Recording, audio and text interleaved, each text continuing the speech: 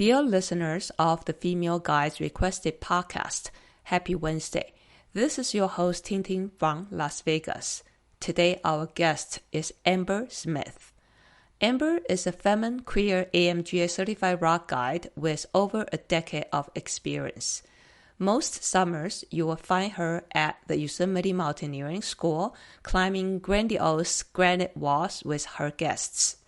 She is passionate about playful, trauma-aware, and embodiment-focused instruction, and she views climbing as an opportunity for powerful personal transformation.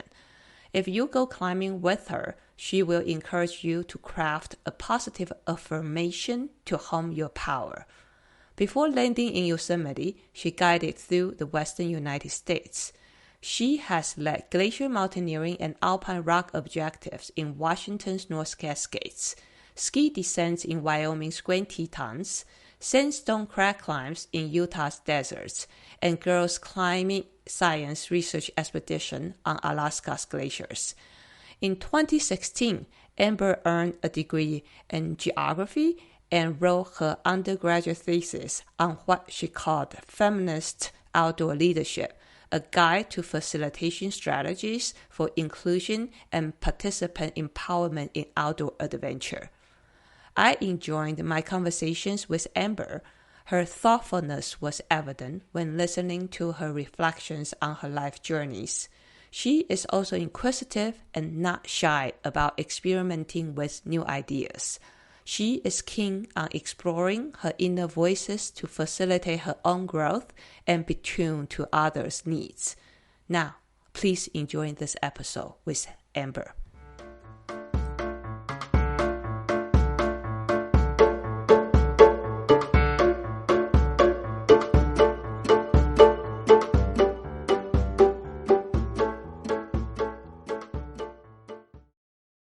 Welcome to the show Female Guides Requested podcast. I usually ask the guests to do a little self-intro at the very beginning, so using your words to introduce yourself to the audience. Yeah, my name is Amber Smith, and I am a rock climbing guide these days in Yosemite National Park. I'm working for the Yosemite Mountaineering School. And I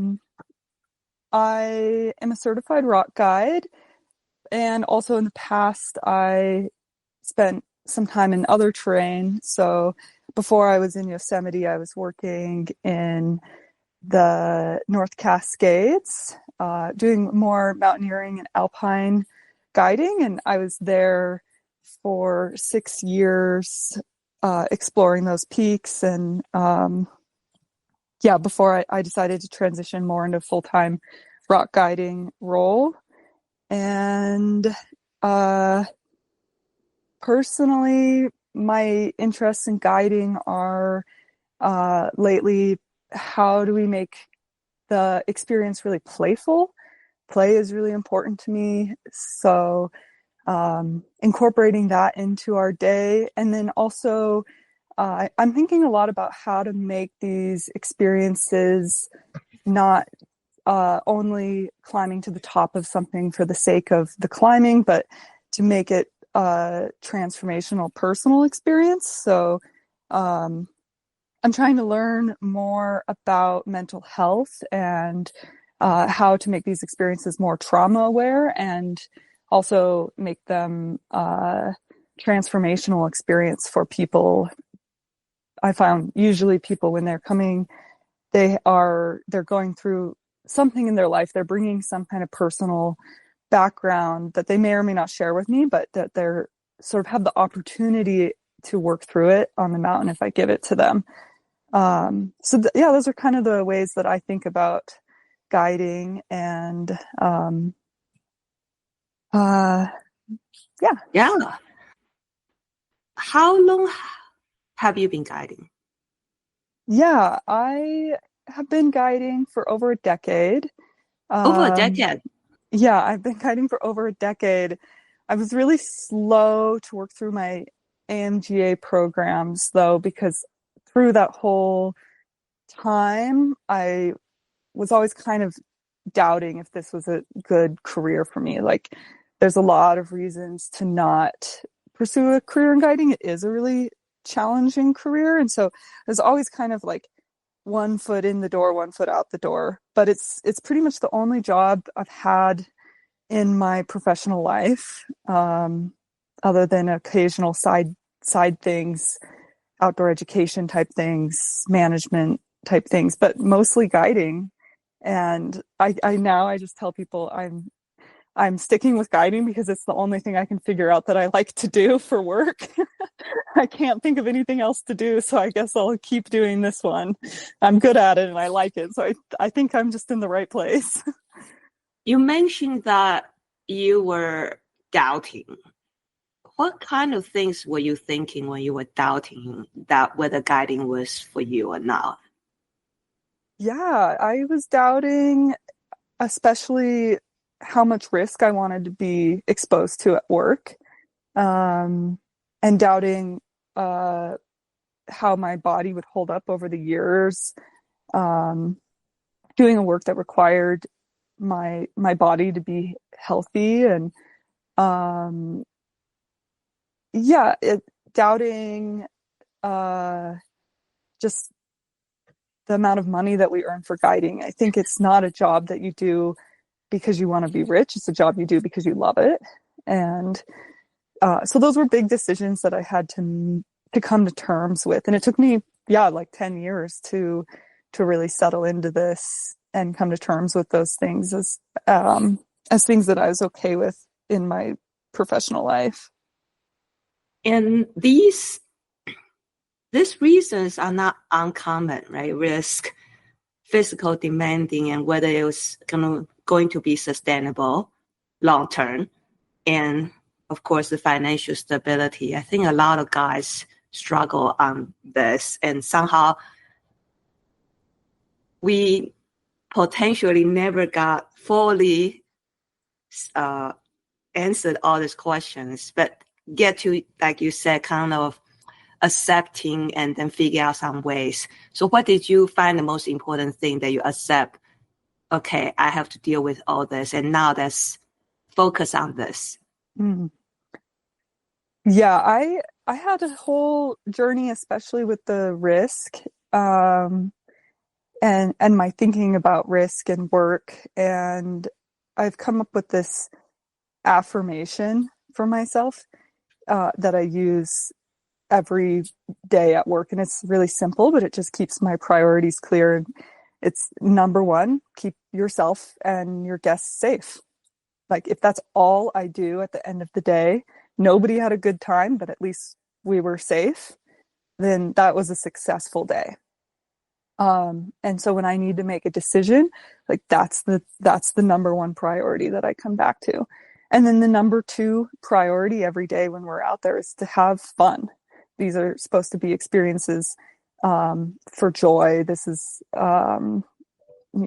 like things that fill us up. And so checking in if we're still doing that. And then the third priority is to try your best. So that's where it comes in. Like, maybe we're going to get to the top of the thing, or we're going to climb the hard route.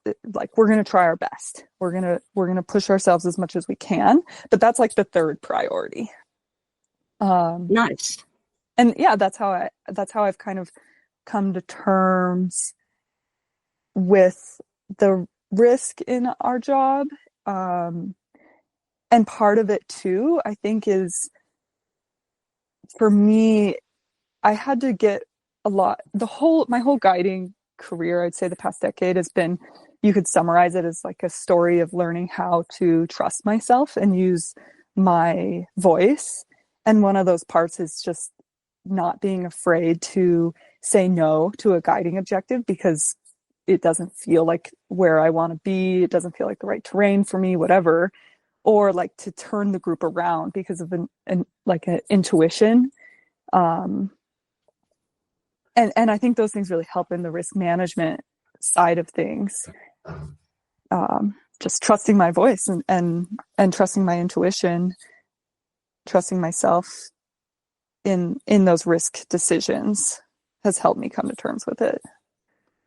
I like it. I think for the past decade, it seems like a soul searching and meaning searching, and also a confidence building phase for you. And I think those are important lessons. I teach SPI courses. I see a lot of newer guides nervous because we all want to perform.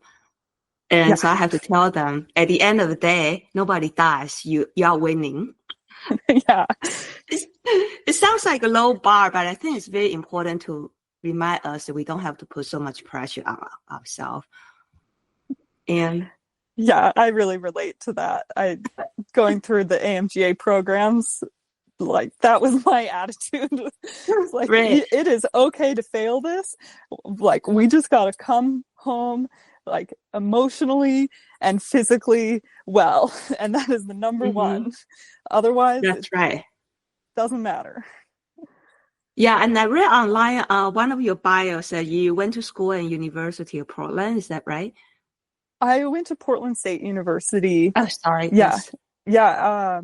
Yeah. I studied at Portland State University, and I got a degree in geography. So like geographic information systems mapping programs, and also Turkish, which I just recently finally got to use my Turkish in my climbing life because I made a trip to Turkey.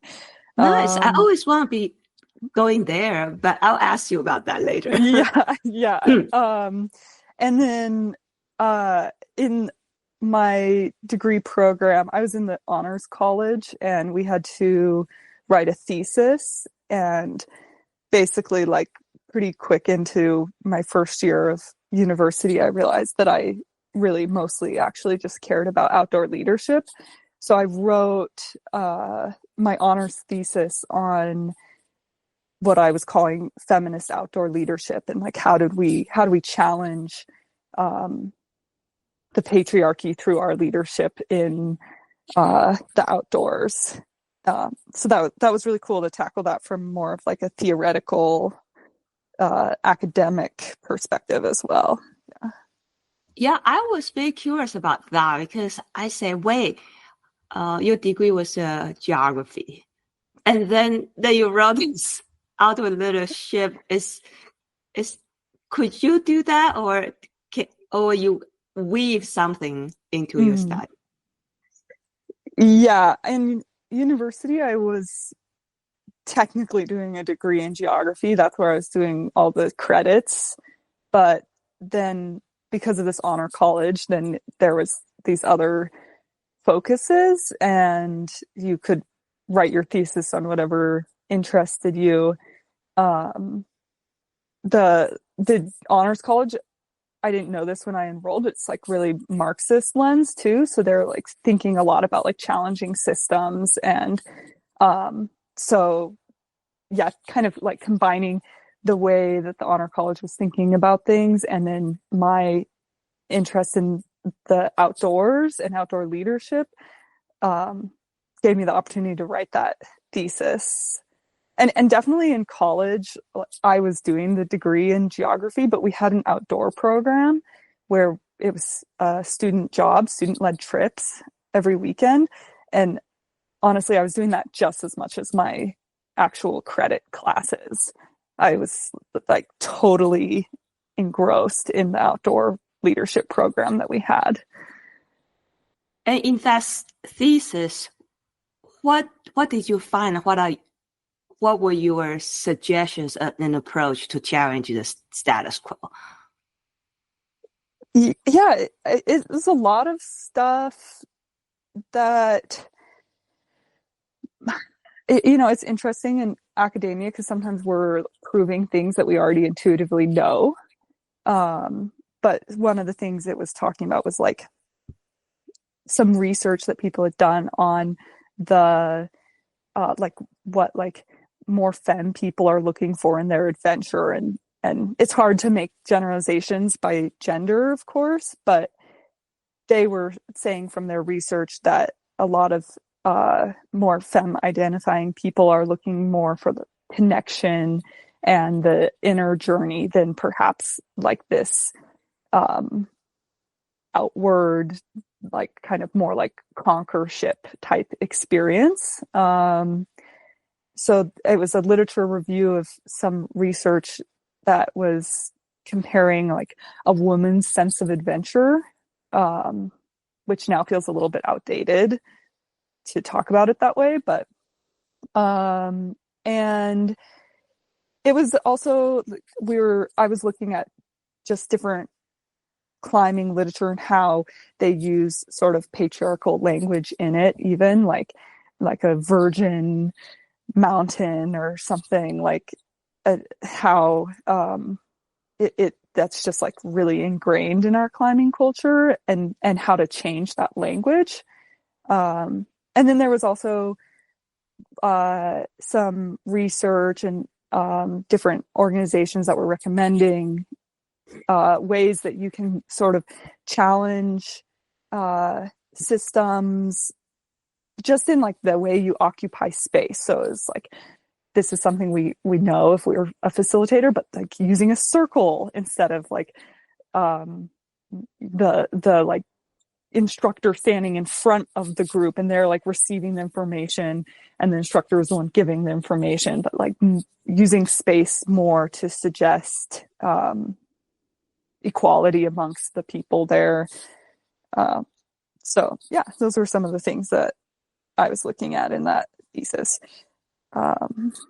I see. And just like you said, it's very hard to generalize. It's not like every principle apply to all women. And how about you, your personal journey that, for you, what's important, for your own climbing? Yeah. Like from like what is my experience as a femme person in the climbing world, or, Yeah, I think, well, there's so much there with that experience, but I'm thinking about my early years. So after I was at the university outdoor program and I was super into outdoor leadership, then I moved to Washington and I was apprenticing at a private guide service. And this was my first real experiences in the classic mountain guide culture. So it's not a university outdoor program anymore. It's like this private commercial mountain guiding. And I found that even though where I landed was culturally a really welcoming place, that it was very still masculine space. And figuring out how to fit my own myself into that space in the beginning, especially like how to be authentic to myself in that space was really challenging. There was no real role models for me to show me like, oh, if you're a professional femme climbing guide, this is how you dress and this is how you act. There was like no one modeling that. And so then myself, I'm a queer identifying person and was coming from this Portland State University sort of like anti-capitalist background as well, to be in this environment that was super masculine without many role models showing me how to do that in a more queer femme way. And also it's like very sort of shiny, like you need to have like the latest, lightest equipment, and that's what professional looked like. I really struggled to fit in and find that balance where I feel authentic to myself and congruent with my identities while also still being professional. And that was like, I'd say that's like the whole journey of this industry for me is like building the confidence in my voice, trusting myself, and figuring out how to be myself in these spaces while also still sort of like following some of like meeting some of the expectations of what your employers and your clients may want from you. And let me set the timeline a little bit. So you went to college in Oregon and you joined the outdoor club. That's where you start all your outdoor activities. And then you really enjoyed it. You got into outdoor leadership. And at some point you moved to Washington and started your internship in one of the guiding service.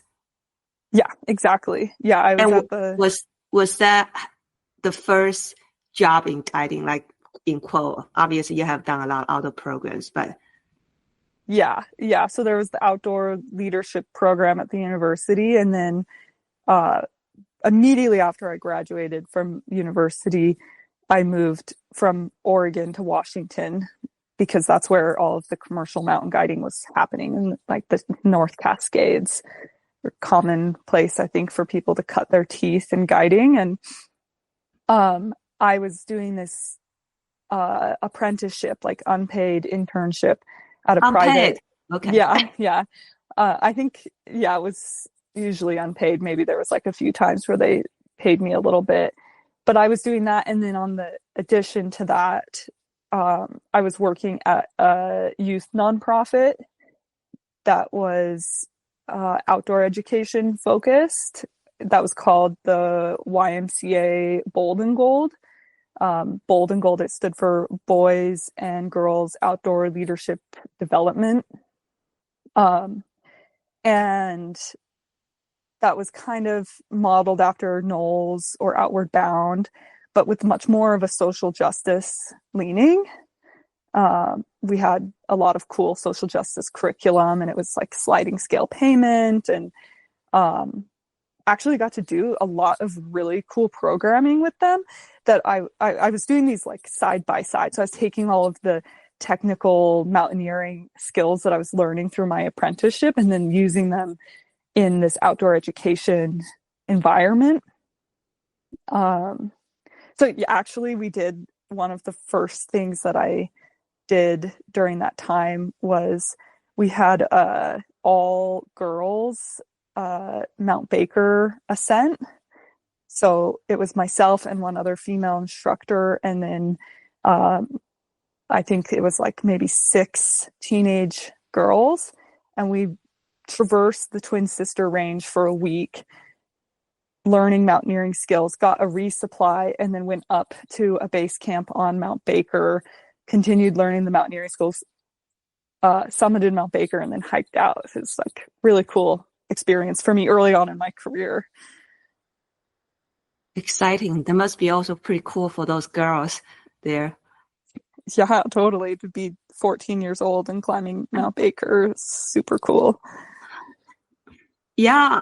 And then let's see.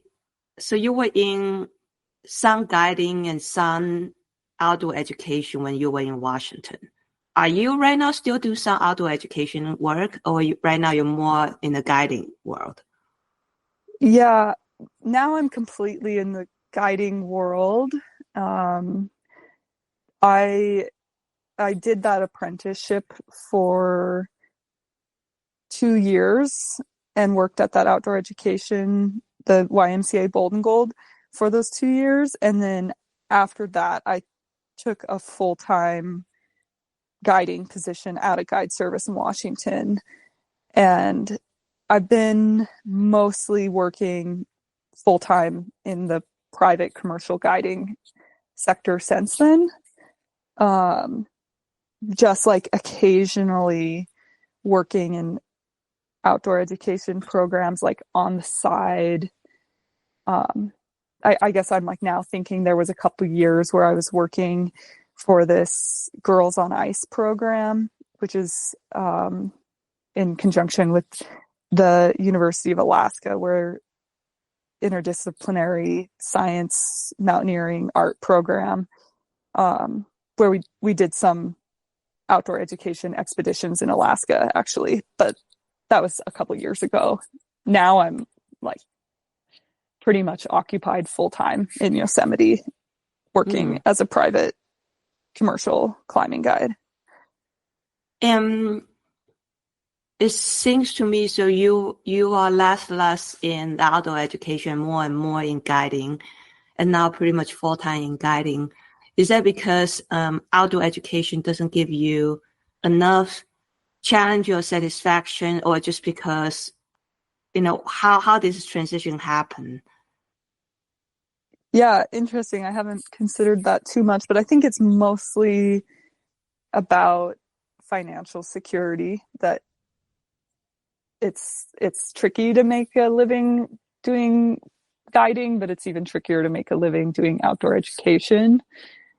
Not to So say that outdoor you education and can't. less money. I think so. Yeah, I think that's ultimately where that happened. But also, I think that in outdoor education, I had a lot of opportunities to do trips in some really technical and interesting terrain, but maybe I was finding some more challenging terrain in the private guiding sector, and so that was pulling me that way.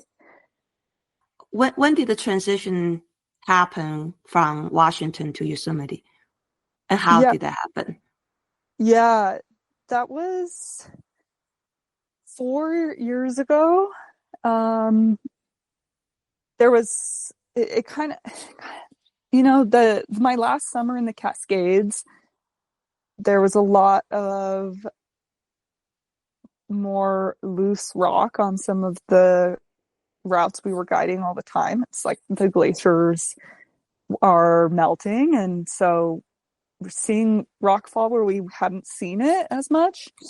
And one of my last climbs in the North Cascades on Mount Baker was a near miss with rockfall, like scary experience. And I think at the end of that, I was feeling like I wanted to be in some different terrain. I wanted to be maybe in an environment where I felt like the mountain hazards were more like manageable by me. And I left the North Cascades that fall and went on my desert climbing tour, not really sure what I wanted or what I was doing. And sort of honestly figuring that I was probably just going to return to the same job, because of course I was going to do that, because what else was I going to do? And then somebody challenged me on that. I said something like, yeah, I guess I'm just going to go to the North Cascades because that's what I do. And they challenged me to think a little bit bigger. And so I started applying for some different opportunities, and I already had a lot of good friends in Yosemite and knew that there was a really cool crew of women that were climbing there and working in the park. And so I applied for the job at the Yosemite Mountaineering School, and got it that year. And all of a sudden I was like, oh, I'm moving to California. I guess I'm going to do rock guiding now. And so it sort of happened quickly and without like that much intention, but I just knew that I was ready to move on to the next thing. And then the next opportunity sort of just landed. In North Cascades, you mostly work mountaineering trips, right? Did you do any rock climbing, solo rock climbing trip too? A little bit. Yeah. We had a permit for Leavenworth and we had a permit for Washington Pass. And so I got to do some stuff, but it was like a lot of the same routes, like the Becky route on Washington Pass, or some routes like R&D is like a classic 5-6 multi-pitch in the Leavenworth area, is doing those a lot. Occasionally taking a couple clients in Indian Creek or something like that, but a lot more mountaineering guiding. I think in the North Cascades, the mountain that I guided the most was Mount Shuckson. I had the most days and most ascents of that mountain. So there's a little bit of rock up there too, but not that much. And of course, Yosemite is all about rock climbing. Yeah. Yeah. And did you find those awesome women to work with? And how was the environment there? the environment for me in Yosemite has been awesome. Yeah, I never had so many female climbing partners as I've had in Yosemite. Like, so many rad, inspirational women that just like welcomed me into the community. And I think time has changed because I interviewed Miranda, and she used to guide a lot in Yosemite. And when she was actively working there, I don't think there were that many women. Well, so here's the thing. Okay.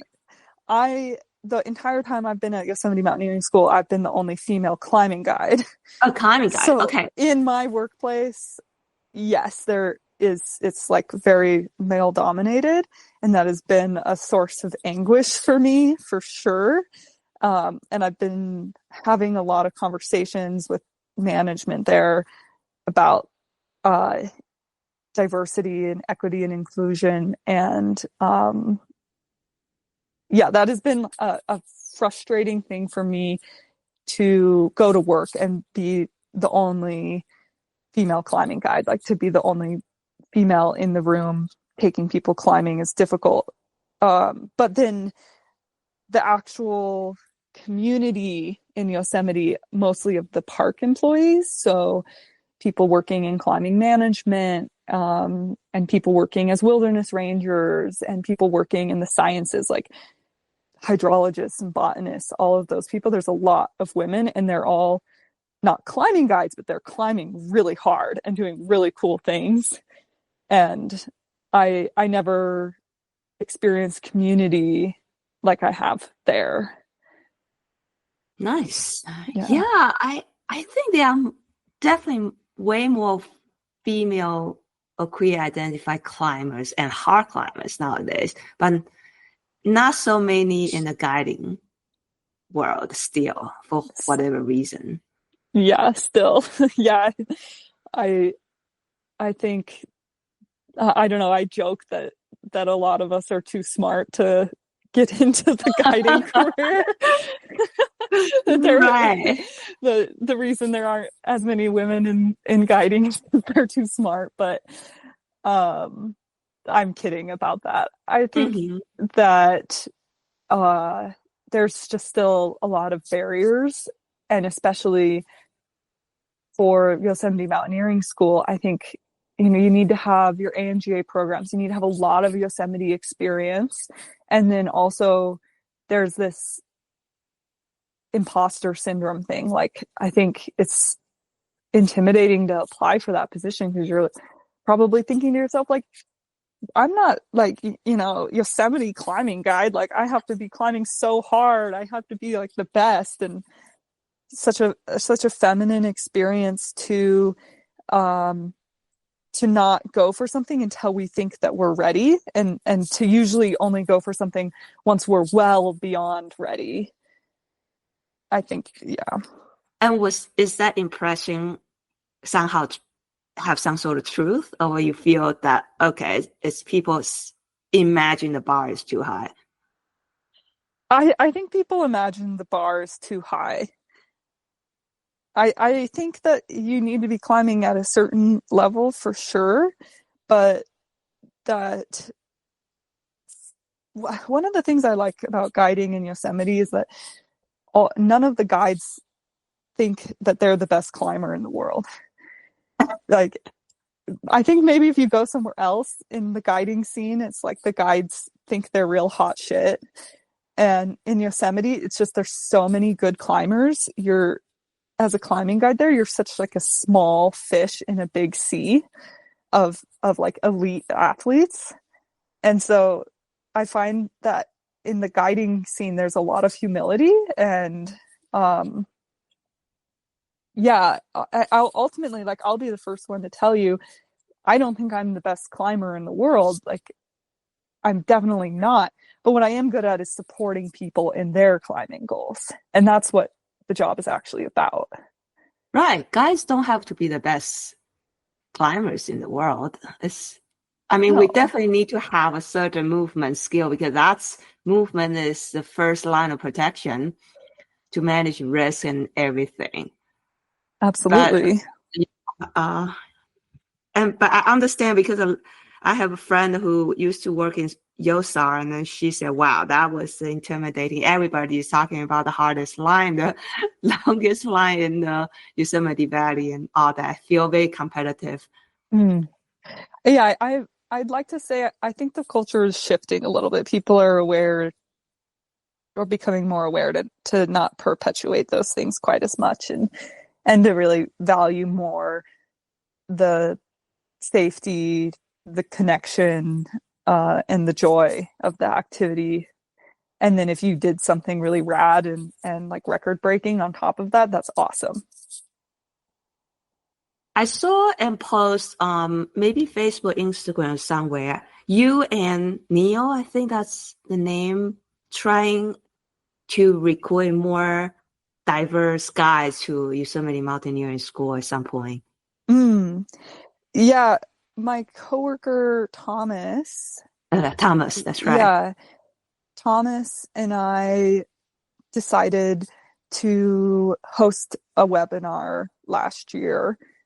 And the goal of the webinar was to bring more transparency to what it was like to be a climbing guide in Yosemite. One of the interesting things is that the climbing guiding positions in Yosemite, they don't really get posted when we have an opening. Like, it's very still word of mouth. And so I think you that mean one friend said, hey, we need more guides and come over, work with me, that type of thing? Yeah, totally. Like, it's like, I think a lot of the times when people get hired at Yosemite Mountaineering School, they've been in the valley for years already because they need to have that valley climbing experience. So they already know the director and they already know several of the guides. And so that's like your foot in the door. And so I just wanted to make sure that other people who are sort of outside our immediate sphere had information about what the job was like. And so that if they were like working towards that as a long-term goal, they knew what to aim for, or maybe they already had the skills, but they wanted to know more of the specifics, like what it's like. And then in the very least, I figure that the webinar was useful for just anybody who was considering a career in guiding to hear really honest, transparent information about what a position in that world looks like. So yeah, we hosted that last fall and we had good attendance and lots of good questions. And yeah, I'm actually really excited because I think we do have some women or non-binary people joining our team this year. And I don't know if that was directly from our recruiting efforts or like directly from me putting pressure on management to work on our demographic, but I'm really excited for the change. Nice. What are some questions that people ask in the webinar? I think that people are asking a lot of questions about burnout always. Burnout, okay. Yeah. Like the classic paradigm of if you should make your hobby your job kind of thing. That's more like a general guiding, right? Not just yeah. particular to Yosemite, yes. Yeah. In regards specifically to Yosemite, I guess people were asking what routes or how does it work? Like, you know, what is your daily work life like? That was something we talked about a lot. And people, I think, were asking a lot about the work culture. I think Yosemite has this, there's like this perception maybe that it's kind of like I said, like you need to be really strong and really tough, and that it's not a very welcoming scene. And so people are, yeah, I think a lot of people who aren't like white cis men, when they think about Yosemite climbing scene, they kind of get a bad taste in their mouth. And so people were asking about the work culture and how it is there being somebody with other identities than that. What do you think? What's the baseline for working Yosemite then? Like what are the requisite skills? But yes. Yeah. The requisite skills, I think you need to have climbed in the valley a lot, and especially they are interested to see experience on the moderate climbs that you're going to be guiding a lot. So that's like everything 5-9 and below, all of the multi-pitches. So definitely having experience on things like the manure pile, the 5 open books, middle cathedral, because those are the routes that we're guiding the most. And so in addition to the AMGA training, if you've climbed a bunch of those over and over and over again, that looks really good.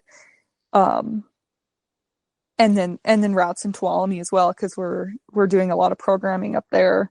So a lot of the 5-9 and below classic climbs in Tuolumne, classic multi-pitch climbs. If you had AMGA training and climbed a bunch of those, then you would be a really strong applicant for the mountaineering school. Yeah, I think it's not as intimidating as, I don't know what people think, but yeah. And how about work culture? You're trying to diversify the space, right? So then make it more supportive. Yeah. The people. Yeah. Okay. But yeah, when I took the job at YMS, I had this idea. It's like, you can always quit. I was going in with pretty low expectations. Typically, I don't accept a job when there are no other women working there. That's a really bad sign to me.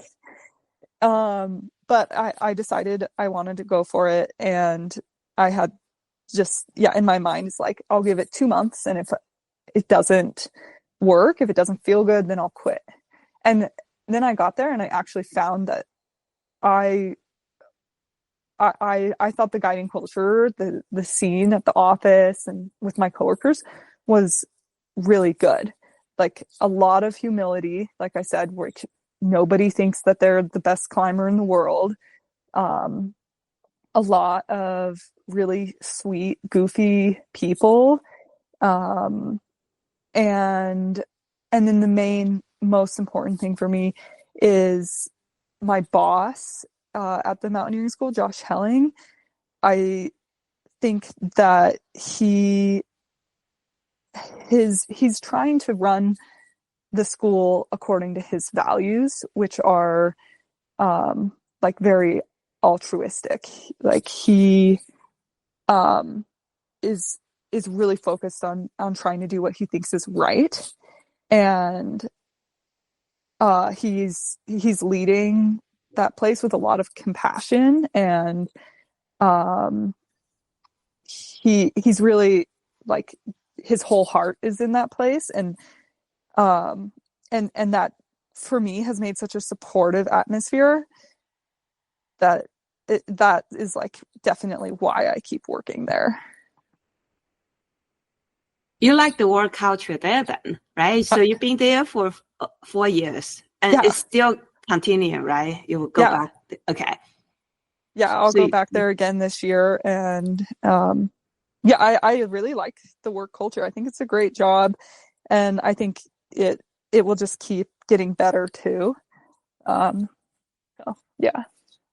Yeah, and to be honest, like if I join your webinar, I am actually most curious about, my impression about Yosemite is it's kind of self-contained. Do you have employee housing? Yeah, we have employee housing in the valley, like near Curry Village. So you're not paying rent, you have a place to sleep, but like it's not awesome. It's kind of like dorm style. You're living with your coworkers, shared kitchen.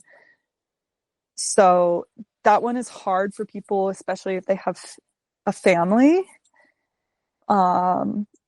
Because it's like you can't have like your partner and your kids really living with you there unless you decide to get housing outside the park and commute in. But the best part about my job there is that I live in the park, and then I actually use an e-bike to go to work every day. So I think that's really rad that I'm an e-bike commuter to my rock guiding job.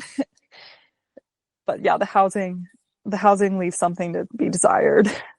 Yeah, because at that time I was like, oh, I saw you host a webinar. I was like, well, if I were still in my van life days, I would go. And now I have a house and 2 cats. I was like, Exactly. Yeah. It'll be sweet to have housing in the park, because that's the biggest hassle for me to go climbing Yosemite Valley for sure. Just like camping scene is a little bit challenging. Book ahead of time and all. It's brutal. I know. It's so competitive. Yeah. One of the best parts about my job there is that I wake up in the morning, I strap all my ropes onto my bike, I ride my bike to the office, like meet with my boss, grab the clients, go work for 6 hours, 7 hours, maybe 8 hours, and then I get off and I either go to the meadow and I hang out with my friends, look up at El Cap, or I go swimming in the river and hang out on a beach. And then in the evening, once it cools off, then I get to go bouldering with my friends. So for me, it's still, I'm finding a really good work-life balance there, but I think eventually I will grow out of it. Yeah. Nice. Yeah, so we were talking about Yosemite. So what's the season in Yosemite Valley? Like May to October maybe, or something like that? Yeah, it's April through October. Okay, April to October. Yeah. And so right now you're full-time guiding, and I guess you still have to find work outside of this time frame. So which is November to April and November to March. Is that why that you started coming to Red Rock? Yeah. So in the off months, I'm working less, mainly because in Yosemite we're working a lot. Like in Yosemite, we're mandatory 5 days a week guiding. 5 days a week. That's a lot. So did you really have a burnout problem then? Yeah, definitely. Okay. I've been figuring it out, but yeah, it's a lot. So I definitely need the time off in the winter to focus on my own climbing and rest. And I'm not working that much in the winter. But how I'm using the winter these days is I'm working to learn to be a little bit more independent in my guiding. Like creating my own programs that are my passion projects, things that like I specifically really want to teach or really want to do. And learning some skills with that as well that will help me have more independence in the future should I want to leave Yosemite Mountaineering School and work more for myself. I'm going to need skills in marketing and like scheduling, and yeah, so I'm trying to be more independent in the winter time, making my own programs.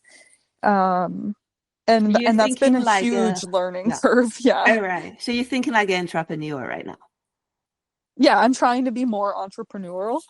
It does not come naturally to me, but I want to have more independence and to be able to do more of like my own programs with my own clients. And so I'm trying to learn those ways in the winter time. Okay.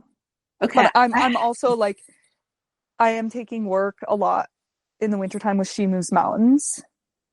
So, for example, I was just there for 3 weeks in El Potrero Chico working for them and having a great time and earning a bit of money too. So I have a few questions. So you mentioned that mandatory 5 day a week in Yosemite. That's a work schedule. It's a lot, but I also wonder, so is there that much work too? Like they have Do that you? much work, Right, or right. they do, yeah. Oh, okay. Yeah, Wow.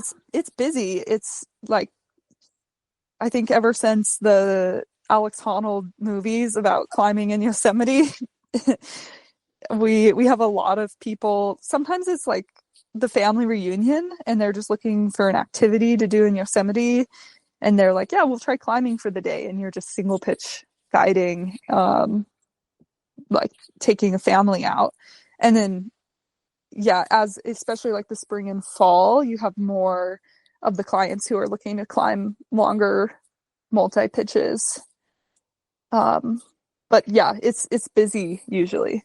Okay. And you're using the winter to learn to be more independent. You're thinking that potentially you might morph out of the Yosemite scene. Yeah. So do you consider that the Yosemite scene is not potentially long term? Yeah, it's like, is there any job in the world that's long term? That's a good question, but Yeah. some is very obvious. It's just like this is more transitional. You know what I mean? Right. Yeah, I think eventually I will grow out of Yosemite. Like, I have a nice home life in Bishop, and so getting to spend more time in Bishop, California, and traveling like here and there to work programs in other places versus being 6 months straight in Yosemite. That's something I'm going to want in the future. And I think for me, always I need challenge. And when I first came to Yosemite, it was like, this is a really good place for me to grow. There's so much challenge for me here. There's so much for me to learn as a guide in this place. And also I can see that someday maybe that stops feeling that way. And I sort of like meet my personal goals in Yosemite, and then I'm going to be looking for other challenges in other places. I think that's how, like, just anecdotally, I think part of the ways we prevent burnout is by having the appropriate amount of challenge. So not like so much challenge that we're overwhelmed and fatigued, but also not so little challenge that we're getting sort of bored and it's like not intellectually stimulating us. Like, I think we get a lot of burnout when we're not being intellectually stimulated. And in Yosemite, we guide a lot of the same routes all the time. And so the burnout comes from that, I think. Nice. Yeah, I just had this interview, and then there's a quote mentions that the day I stop guiding is the day I stop learning. So I think that you were talking about intellectual stimulating. It's like similar on that line. It's like you want this job to fulfilling for yourself too. Yeah, definitely. So you were, what's your vision for your own independence or your business or whatever you call? I don't know yet. Right now, I think it's still in its conception phase. And then you have done some experiments, right, to trying to figure out what are those. Yeah, I think going back to the things that I think are really important, or that I'm trying to bring to the table in guiding, is these sort of transformational experiences for the guests, like these personal journeys that sort of are like metaphorically happening on the wall. And so I'm right now finding myself really interested in mental health fields and like the mindset training field. But it's still like very much in its conception. I'm right now just trying to focus on following my curiosity and like learning about whatever seems interesting to me, and trying different things. And I'm optimistic that like it's going to blossom into something. But but I don't know exactly. I couldn't tell you like this is what my target is. And I saw on your social media that you're talking about learn to lead with mindfulness, right? And that's like something that you're trying to push out. Yeah, this is a little passion project. Basically, I'm trying to take all of the tactics that I've learned in the couple past years around negotiating fear and like this like gentler approach where I'm not forcing myself to do things, and instead I'm like giving myself permission to like dip my toes in on something that feels hard and then like go back to safety, and like how that gentle approach is sort of expanding my tolerance for challenge and making doing challenging things and climbing more pleasant and enjoyable. So yeah, like I'm trying to, like, my hope with the Learn to Lead with Mindfulness clinics is that this is a reoccurring curriculum that I can teach like in programs every winter, that is synthesizing all of these learnings that I've taken from like a decade of work and trying to give those tools to the new lead climber so that they get off on the right foot, basically. Maybe give me some example about, so what are your target audience? People who has a little leading experience or people don't have leading experience, and what's the end goal, the learning outcome for, I don't know how many days over there in the program?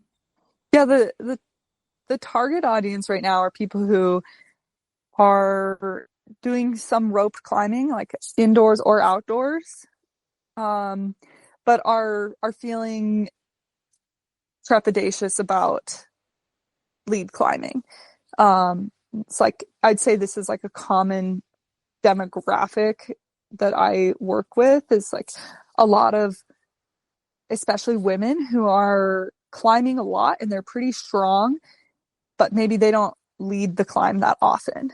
And they're like going out with friends, maybe outdoors, climbing in the gym a lot, but like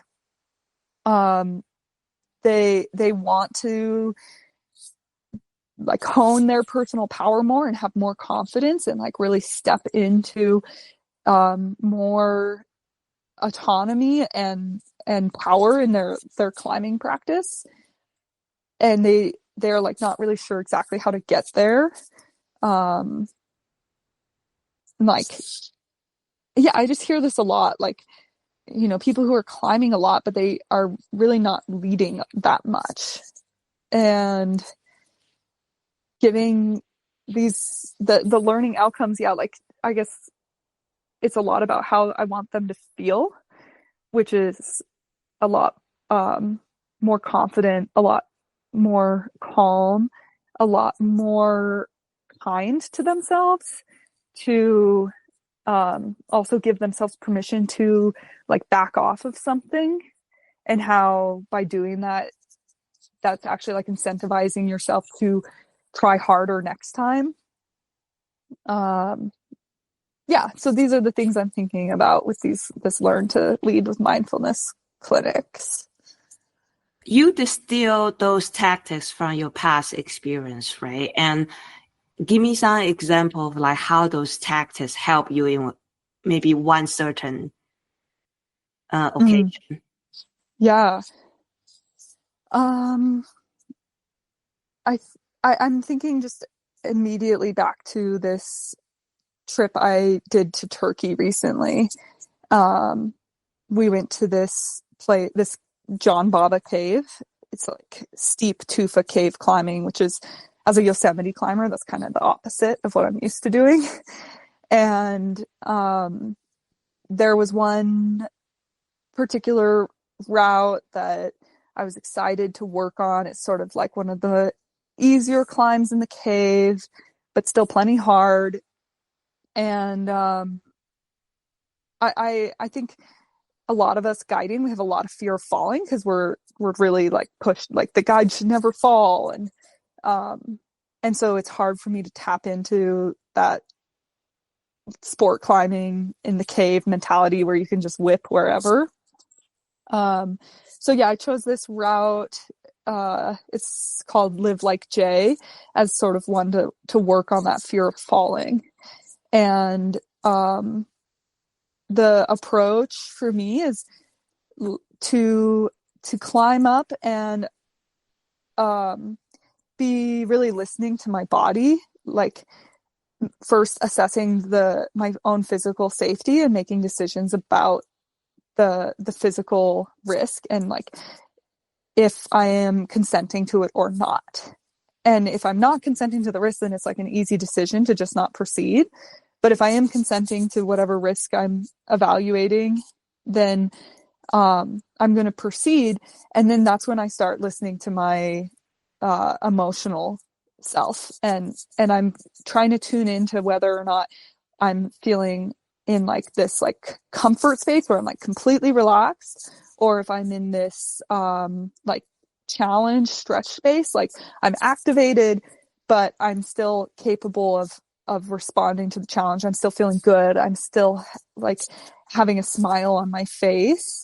Or am I in like this panic zone, like where I'm up there and I'm like, F this, I hate this, I'm scared, this is miserable, like, and trying to never get into that panic space. And so what that means is like going up, climbing, trying the moves, and then listening to myself when I'm in that challenge space, the stretch space, then I am continuing. But then if I start entering into any like sensations of panic and anxiety, then to like stop and reset. And that might even mean like coming down for the day, and trying it the next day, and trying to be like, okay, now I'm going to get one move higher on this climb, like really, really incremental, gradual approaches. So on this climb, the Live Like Jay climb in particular, it's like this really cool steep climb, and it's got this powerful kind of sideways traversing crux early on.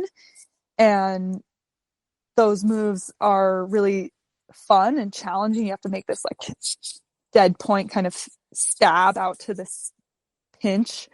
But after you make that pinch, then you have to throw your leg up into a knee bar over your head. And it feels just like wildly exposed and airy. And I was having this like panic there because of the way that it felt to put my leg above my head and the bolts like kind of below you. And so yeah, I had to use like a really gradual approach with that, where I was like each go just getting myself to go one move higher and then allowing myself to jump off or to like grab the draw or, you know, whatever, do it on top rope until I can sort of like build my trust with myself and keep myself in this like stretch space where I'm basically not like ingraining negative association with the experience. I'm keeping my association with the process positive. And by like having these positive associations, then I want to keep doing it. And I'm smiling and I can take that to other routes too and feel like nice sensations in my body while I'm doing it. So yeah, like on this route, I took it super slow, and at times I was like frustrated because I was like, I feel like I could have done this faster. But for me, it's really important to just reprogram my brain and my relationship with climbing and falling in this very gradual, trauma-aware way. like basically it's like I have a window of tolerance for stress basically, and I'm trying not to go out of it because then that's what's creating trauma. And instead I'm staying within this window, and by staying in there and having positive experiences in that, then I'm actually sort of expanding it. Nice. What I'm hearing is you are trying to give people the tools of identify their stress zone, tolerance zone, and then be having with a gentle approach, and they can have incremental improvement with positive experience. Then they can accumulate this positive experience into their future outing. But at the very beginning, people might need to be a little bit patient because they need this process to understand themselves and listen to their inner voice. Definitely. Yeah, it does require patience. Yeah. But it's good. I like that you say, well, sometimes you push too far and then you got so frustrated and it could harm you in the future. So it's nice to take it easy, and then with the basic style, then later your progression can start growing a little bit more rapidly. Yeah.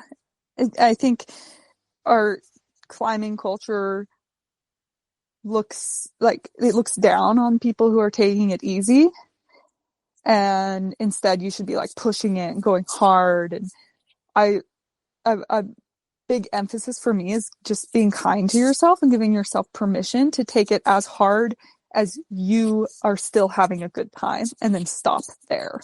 And that's going to really help you more long term. And that you don't need to feel shame for not always pushing it hard, or for pushing it hard for like a little while and then being like, okay, wow, I'm done. And that's okay. Right. Yeah. So giving yourself permission, that also takes some courage, right? Because the so-called climbing culture, or whatever other people say, that's always there. The noise is always there. Yeah. Yeah. Yeah. But the more people that we have to support that, the better. Then we can have a community of mindfulness or gradual improvement. Yeah, definitely. Yeah. Yeah. Wow. I'm looking forward to your program growth, and with your entrepreneurship, what other things you are thinking about experimenting? I'm like this other sort of curiosities that I'm thinking about, that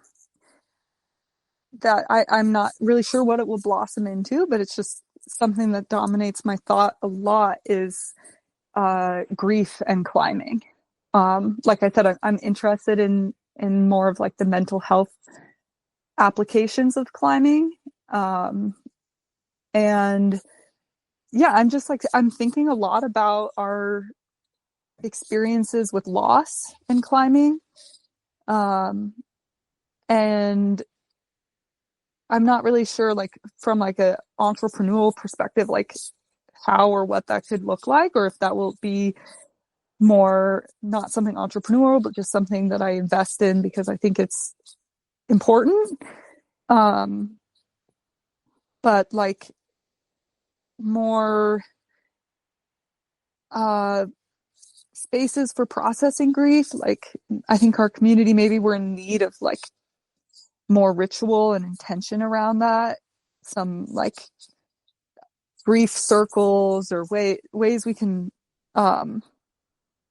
negotiate this, and maybe it's also just like more informally too, because I'm having a lot of powerful experiences talking with clients about this.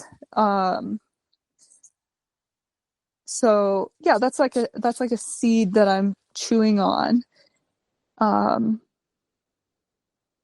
I sort of like am thinking about it a lot after my own, like I have kind of like an anecdotal story about this, that I would kind of like to share. Yes, please. Yeah. Yeah. So like leading up to my rock guide exam, a couple days, I'd been like in Red Rocks prepping for the exam and climbing all the routes and like having friends come out and give me feedback and like feeling really physically and mentally prepared for the exam. And then a couple days before the exam, a friend passed away in a climbing accident. And this is like not an unusual experience. I know other people who are going into a high pressure thing that they've invested a lot into and like also have their grief with them. And yeah, for me going into that exam in that raw state, it was one of the hardest things I've ever done to continue. Like I knew that I wanted to because I had prepped and I knew it was the right time for me to do this thing, but negotiating that grief while in that space was extremely challenging. And I created kind of like an image for myself that I had like a little box that was my grief, and that box had a carabiner clip to it. And like as I'm like clipping my rack onto my harness, you're like also clipping this little box of grief onto your harness. And I know I'm not the only one. Like I think most of us at some point we've lost somebody in the mountains. We have like this maybe it's not even like exactly like death type loss, but it's just like loss of something in our lives where we're experiencing grief and we're still going out there. And it's like this image for me really worked of like, I'm clipping this box to my harness and like, it's another piece of gear on my harness that's going to weigh me down. Like it's heavy. It's hard to carry more gear on my harness, but it also is like the gear is what keeps me safe and it's what protects me. And like that I can take these grief experiences and the sort of like my learnings from them and use them to keep me safer also. And that's like really paying like a great tribute to those people to use that information like it's a piece of protection. So yeah, I'm like up there on my exam, like carrying my little metaphorical box, and the idea really worked well for me too, because it's like if the people I'm with are safe enough, then like I can show them my box and like show them what's inside the box, and let them into that part of my world. And so yeah, this is something I was thinking about, but I've been thinking about it a lot more for like guides and professionals. And I guess I was thinking that that's like because we've been in this for so long that we have to inevitably carry these little boxes. And I wasn't really thinking about the clients and that like maybe they have little boxes too. It like didn't really connect in my brain until I was in EPC this winter and I had some clients, and they were like kind of subtly asking me like questions about descending techniques other than like pre-rigging your rappel. And like, but they weren't really asking, they just were kind of like subtly mentioning these things sometimes. And eventually at the end of the day, sort of like decided to go there and do some instruction. And I taught them how to descend on a gree-gree, to like fix the rope and some techniques for that. And after we did that and we got back to the ground, they shared with me that they had just recently, days prior, lost an acquaintance to a descending accident. And for me, that was like big revelation, is like, oh, they have been carrying this little box today too. And I didn't know that. And I'm intuitively responding to that, which like, I think one of the most important attributes of a guide is that you need to be intuitive with your guests. It's like very customer service type job. And like we need to be intuitively listening to what they need all day. And so, yeah, like intuitively listening to what they're asking for, and sort of like meeting this learning objective with them that they didn't even know they really wanted to go there, but they clearly were curious and they wanted to learn. And then having this really cool conversation with them at the base about how learning these things keeps us safer, and that's how we can pay tribute to the people that we've lost. Like using this loss as a form of protection, and that it was okay also to be seeking knowledge around trying to understand what had happened, that was okay. So yeah, it didn't, like, I think I was so absorbed in my own grief and my own little box that I didn't also think about that recreational climbers, my clients, they have these boxes too. And this is like planting a seed. I want to like explore these ideas more with people.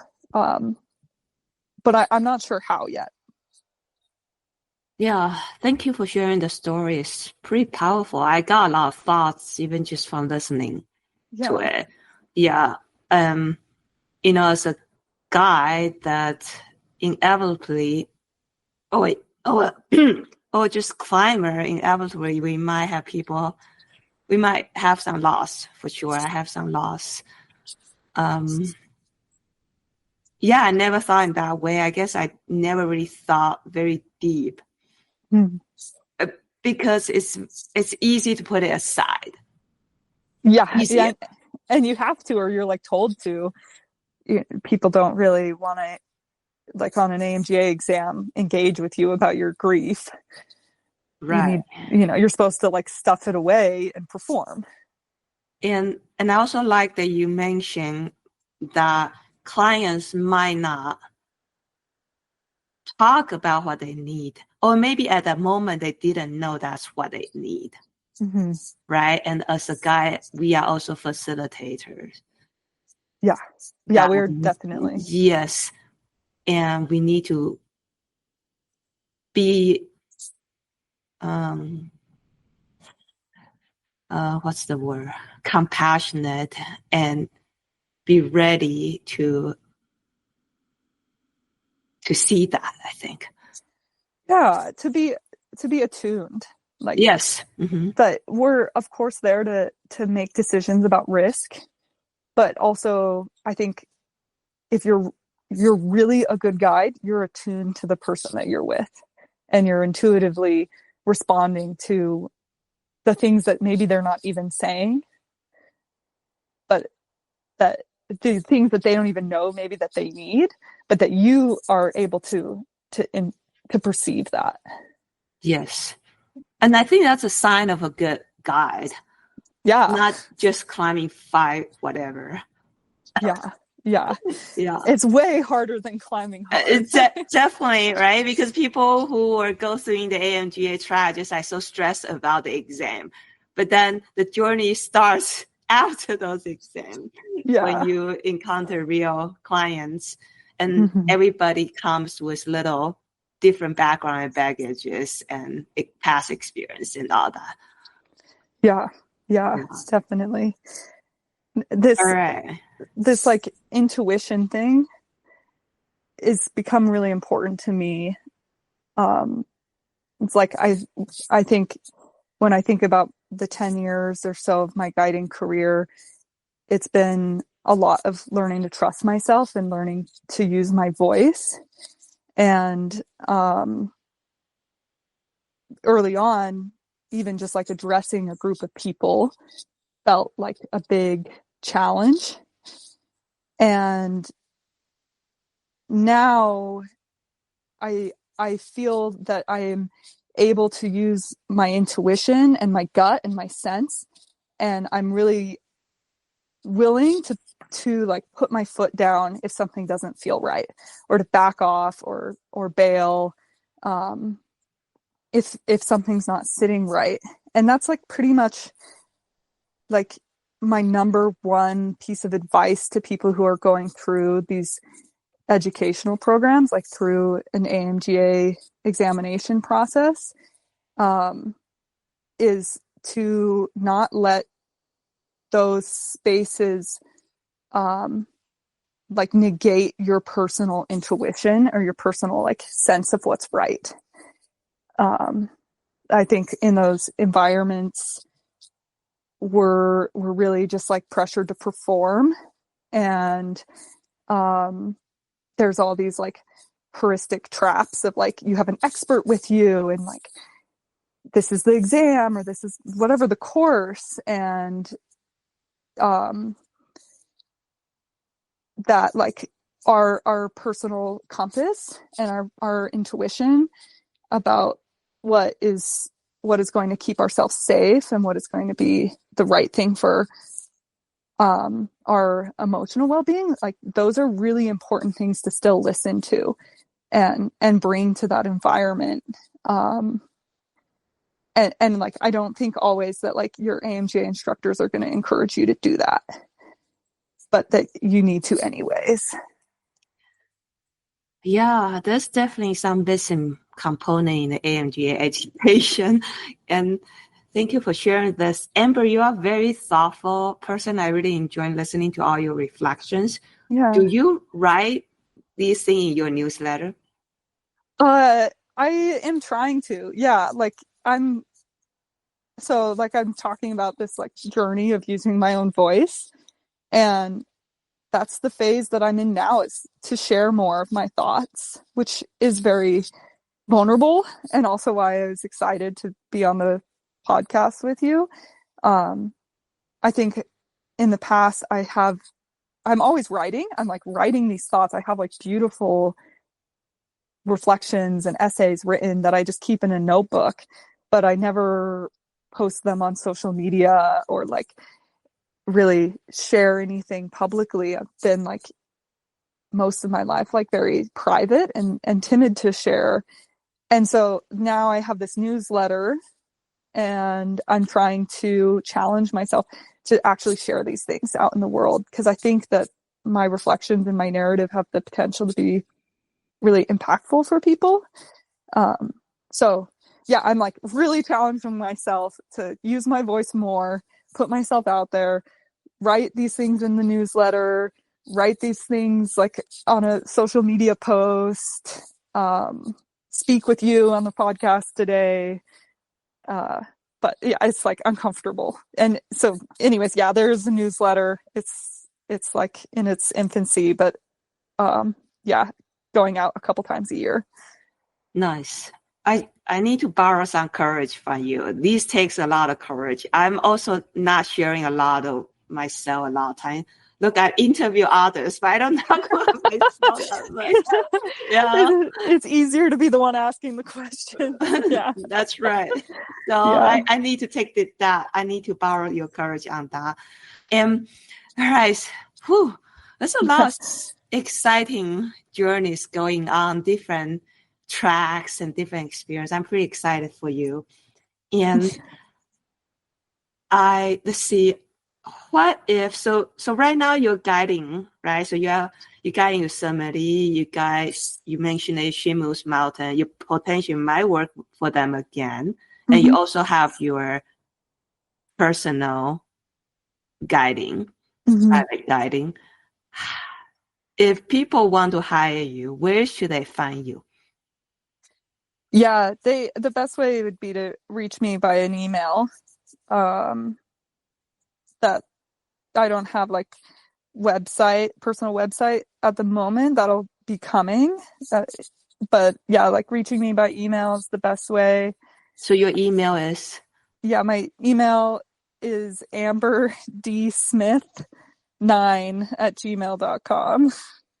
And then that's also the way they can subscribe to your newsletter. Is that right? Yeah, totally. They can subscribe that way, or if you find me on Instagram, there's some links and stuff there as well.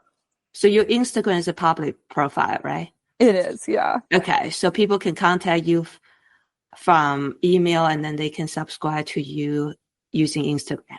Mm-hmm. Yeah, the Instagram is Ambers_. affirmations. And yeah, my goal is complicated with like using Instagram.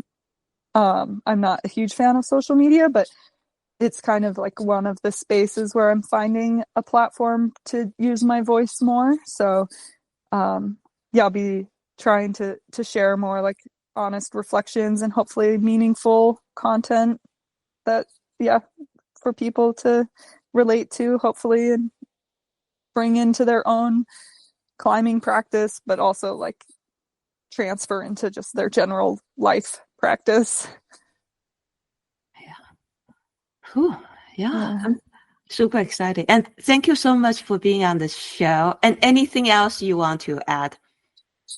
I'll just like leave us with one affirmation, because I'm big on the affirmations. Like I said, I had this one that I used to guide me in risk management.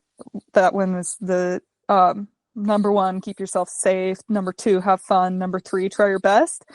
But I also have a different one that has stuck with me for many years that will maybe be powerful for people. And that affirmation is exercise your weaknesses, leverage your strengths, don't worry about the looks. I've just used that one to guide me in that it's okay to try things that I'm not good at. Like that's the exercise your weaknesses part. Like if you're not a steep climber, like, you know, go and do steep climbing. And it's okay to not be good at it. Just exercise your weaknesses. And then leverage your strengths, like know what you're good at and like really celebrate that. And don't worry about the looks. Like just don't even worry about what other people are thinking, because you're on your own journey, and just focus on that. So, yeah. Exercise your weaknesses, leverage your strength. Don't worry about the looks. Don't worry about the look. Yeah. Yes. Yep. Cool. Thank you so much. Yeah. Thank you, Ting Ting. It's super fun to talk to you.